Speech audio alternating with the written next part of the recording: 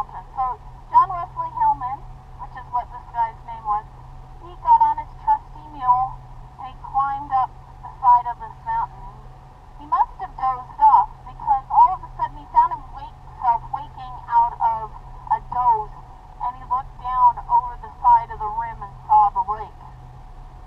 He said, if I had been riding a blind mule, I would have fallen to death and destruction. So Amelia discovered Crater Lake. Now, there were other finders of Crater Lake. It didn't make as big of a splash as John Wesley Hillman wanted to, and people kept finding Crater Lake over and over again. You know, you've got the scary-looking Chauncey Nye, who found it in 1862. You've got the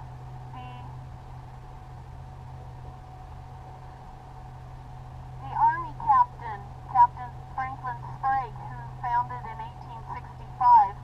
But it wasn't until 1869 that Crater Lake got its final name.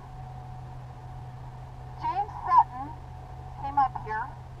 By 1869, Crater Lake had become something of a tourist attraction.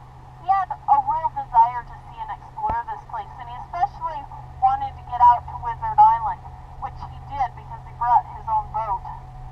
So he got out to Wizard Island, he got to the top, and he saw that crater in it, and he decided to name it Crater Lake for the crater in the top of Wizard Island.